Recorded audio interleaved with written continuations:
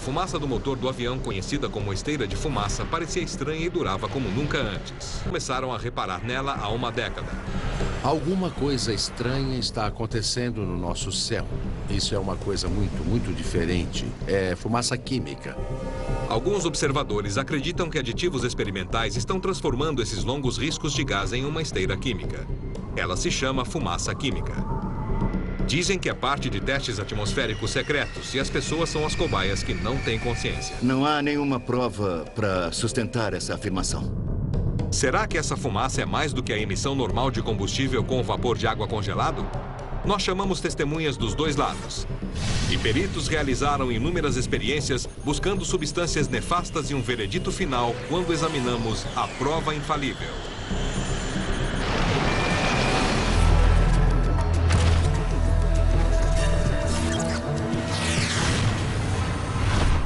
Prova infalível. Fumaça química. A esteira de fumaça existe desde que o avião começou a voar. Ela geralmente ocorre quando o gás quente do motor encontra o ar úmido e gelado das altas altitudes. E um avião voa pela atmosfera fria e produz um gás quente que é composto de gás carbônico e vapor d'água. O gás se condensa em cristais de gelo visíveis. Eles formam riscos brancos que podem durar minutos ou horas. Os peritos em aviação alegam que com o aumento do tráfego aéreo estamos vendo mais riscos. Não é nada além disso. Mas algumas pessoas acham que o mesmo avião pode soltar aditivos químicos experimentais no ar, as chamadas esteiras químicas ou fumaça química. Dessa forma, os órgãos do governo podem manipular o clima ou contrabalançar o aquecimento global. Mas algumas pessoas afirmam que a fumaça química é prejudicial para as pessoas em geral. As testemunhas. As testemunhas e os pesquisadores que acreditam na fumaça química dizem que a fumaça dos aviões não desaparece rapidamente como desaparecia antes. Agora ela demora e se espalha, às vezes durando horas, formando desenhos estranhos e suspeitos. Rosalind Peterson é uma dessas pessoas. Isso não é normal para nós. É uma grande experiência. Peterson mora no norte da Califórnia, perto de São Francisco. Durante um tempo, ela trabalhou na Secretaria Estadual da Agricultura. Parte do seu trabalho era estar ciente sobre as questões ambientais. Eu comecei a reparar nesses riscos estranhos no céu em 2002, quando um amigo me chamou a atenção para isso. Ele me levou para fora do escritório e começamos a olhar essas esteiras de fumaça persistentes. Peterson achou que estava havendo uma ligação entre as atividades dos aviões e os relatos de água quimicamente contaminada das comunidades de toda a Califórnia. Havia acúmulos incomuns de substâncias químicas e metais pesados. Bário, alumínio, manganês, magnésio, zinco. E eu desconfio que essa poluição vem de alguma coisa que está sendo liberada na atmosfera. Peterson ficou tão assustada com a fumaça química que ela fundou uma organização chamada California Skywatch, um grupo dedicado à limpeza do ar. Comecei a documentar o que eu via. Eu tirava fotos nos meus intervalos, tirava fotos na hora do almoço. Comecei a ficar com raiva, porque nosso céu tão azul já não era mais tão azul assim. Viravam uma névoa branca e depois viravam nuvens artificiais, bloqueando a luz do sol. Peterson descobriu que não estava sozinha nessa história. Centenas de sites denunciavam que a fumaça persistente dos aviões se tornara um problema mundial. Eu passei, então, a pesquisar em sites da internet e em órgãos do governo, do meio ambiente, da atmosfera, da NASA, na Força Aérea Americana. Eu vi que havia muitos programas de aquecimento atmosférico e testes em andamento. Descobri que havia muitos equipamentos que deixavam esse tipo de risco persistente e substâncias químicas. Will Thomas é um jornalista investigativo que acredita que algumas fumaças são parte de experiências atmosféricas secretas.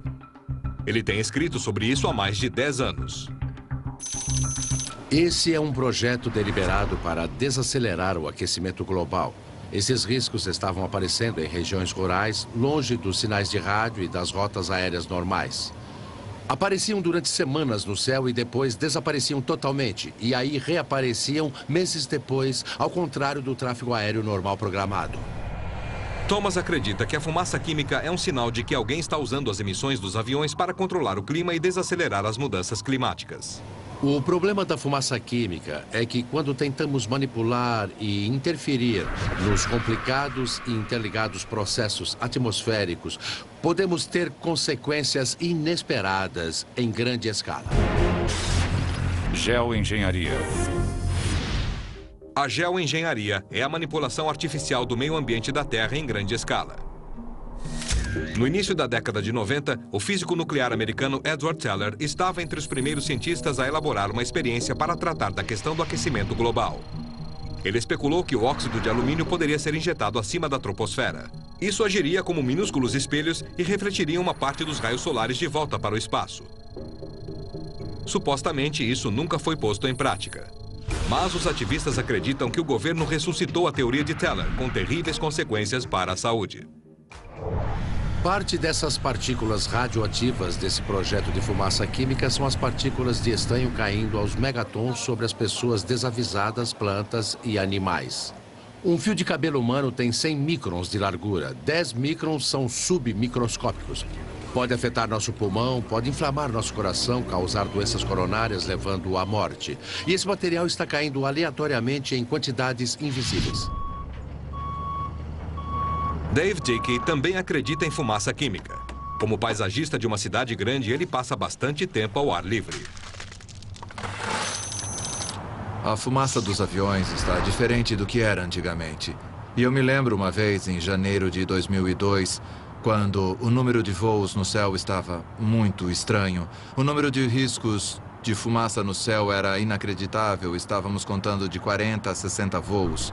E desses 40 a 60 voos, a maioria deixava um risco de fumaça absurdamente persistente. E depois se espalhava e cobria o céu. Como paisagista, Dickey precisa ter conhecimento dos tipos de substâncias químicas normalmente encontradas no ambiente. Ele tira amostras da água e do solo regularmente e envia para análise. Algumas pesquisas alegaram que o óxido de alumínio poderia ser usado para reduzir o aquecimento global.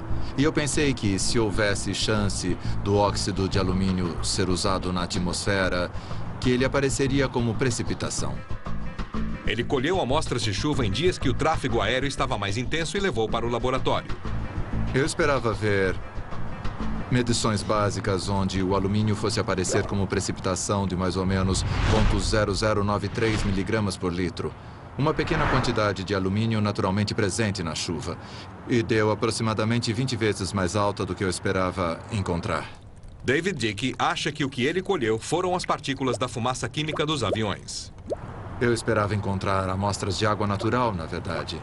E quando eu achei alumínio e bário, vi que é mais um dos fatores que indicam que há algo de anormal. Teoricamente, os cientistas podem refrigerar a Terra injetando compostos químicos acima da troposfera.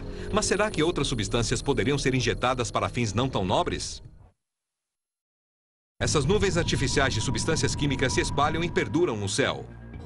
Quem acredita nisso acha que acontece por várias razões. Esse é um projeto deliberado para desacelerar o catastrófico aquecimento global. Eu acho que alguns desses programas estão ligados a operações militares. Os grandes especialistas no controle da atmosfera terrestre dizem que a fumaça dos aviões não passa de nuvens artificiais feitas pelo homem.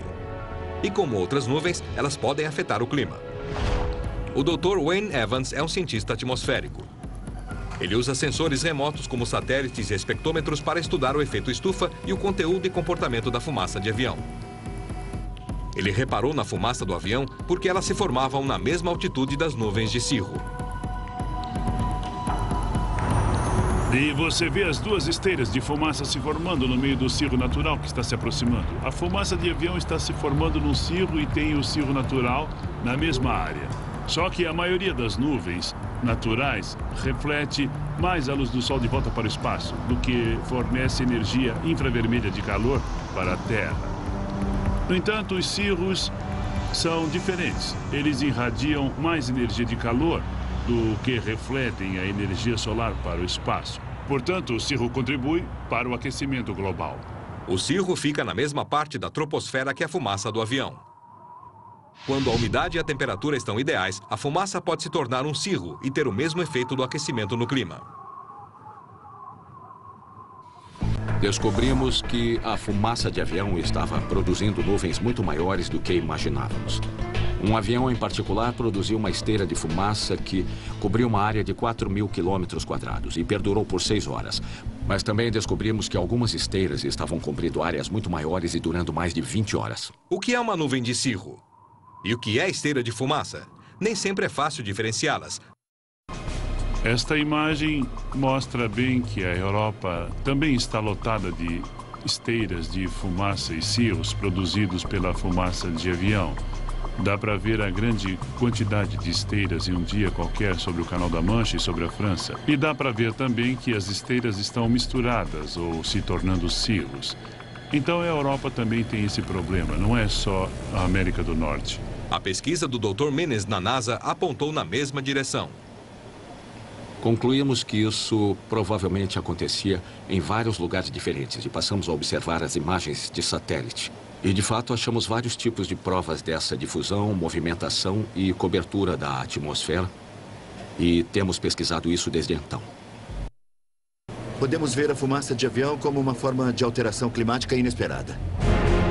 Alterações climáticas. A alteração climática deliberada é uma tentativa dos cientistas atmosféricos de colocar a mãe natureza na direção certa. Usando aviões com mecanismos de pulverização para jogar substâncias químicas no céu, o clima pode ser suavizado ou intensificado em uma área limitada durante algum tempo. O Dr. Joseph Golden é um pioneiro em alteração climática. Ele estuda o clima para o governo americano há mais de 40 anos. Nos últimos 10 anos têm ocorrido grandes avanços no iodeto de prata que estamos usando. Terry Crows é meteorologista e gerente de projetos da empresa de Dakota do Norte Weather Modifications.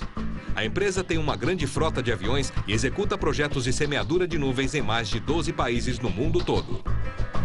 A procura por água doce vem aumentando. As pessoas não dão valor à perfuração de poços e à extração de água do solo. Agora estamos tentando usar a tecnologia moderna para extrair a água desperdiçada desse rio de vapor d'água que passa sobre nós a cada segundo do dia. Muita gente nem sabe que a Califórnia pratica semeadura de nuvens no inverno há quase 50 anos, para dar conta da demanda de água cada vez maior na Califórnia. Se substâncias químicas como o iodeto de prata pulverizadas por aviões podem fazer nevar na Califórnia e chover nas lavouras de trigo de Indiana, o que impede os cientistas atmosféricos de controlar o clima numa escala mundial? Geoengenharia. Os geoengenheiros buscam formas de alterar os sistemas climáticos injetando substâncias químicas acima da troposfera. Os cientistas admitem que uma das maneiras mais eficientes e econômicas de fazer isso é com o uso de aviões de grandes altitudes. Com certeza nós não vamos fazer nada que comprometa o sistema climático. A geoengenharia já existe há várias décadas, mas como os sistemas climáticos parecem estar mudando mais rapidamente do que imaginávamos, estamos ressuscitando a ideia e pensando mais seriamente nisso. Tom Wigley está no Centro Nacional de Pesquisas Atmosféricas. Ele já publicou teorias sobre a geoengenharia como estratégia para combater o aquecimento global.